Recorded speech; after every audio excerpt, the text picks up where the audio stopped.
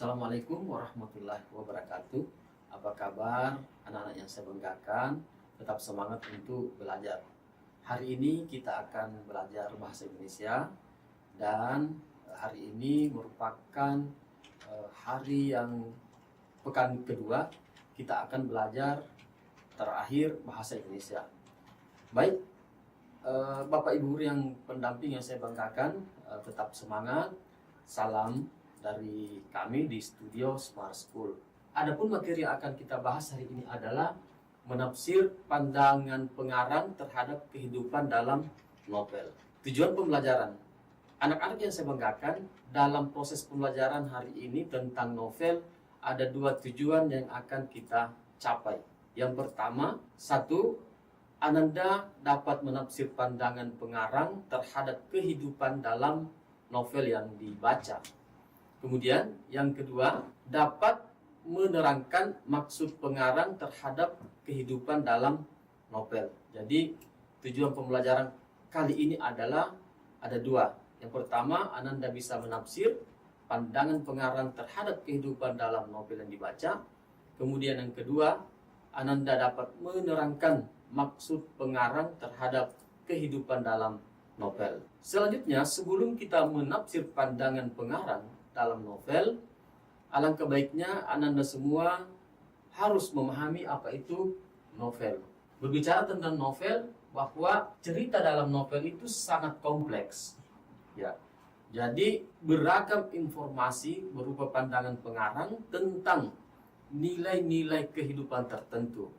Jadi di dalam novel bukan hanya kita sekedar menikmati alurnya, ceritanya, tetapi pada hakikatnya pengarang ingin menyampaikan nilai-nilai kehidupan tertentu. Misalnya ada nilai kejujuran, kerja keras, kolaborasi atau kerjasama, kemudian persoalan budaya, kebenaran, integritas, dan saling menghargai. Ananda yang saya banggakan, pada hakikatnya bukan hanya ini, sebenarnya banyak nilai-nilai kehidupan yang akan kita bisa dapatkan di dalam sebuah novel.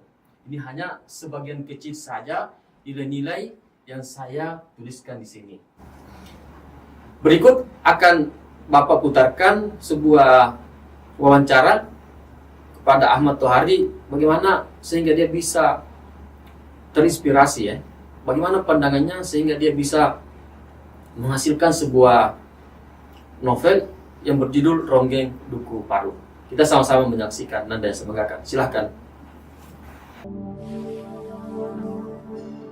Ya, sebetulnya kalau ditanya mengapa saya menulis novel ini, jawabannya sederhana. Karena di dalam jiwa saya telah diinspirasi oleh pengalaman-pengalaman yang sangat mengguncangkan jiwa. Pengalaman yang mengguncangkan itu terjadi ketika saya masih remaja. Pada umur 17 tahun, kelas 2 SMA. Saya bertanya-tanya dengan kegelisahan, mengapa di dalam masyarakat saya yang tenang, yang damai, walaupun tidak makmur, terjadi kegalauan politik dan peristiwa-peristiwa kekejaman yang luar biasa. Hal itu terjadi di depan mata saya. Jadi sejak itu saya mulai gelisah, mulai berpikir bahwa yang saya saksikan di sekeliling saya ini harus ada yang menulis. Sebab kalau tidak ada yang menulis, rasanya tidak panas. Sesuatu yang begitu dahsyat, tapi tidak ada tulisannya, tidak ada rekamannya, pasti itu tidak wajar. Saya tunggu sampai tahun 80-an.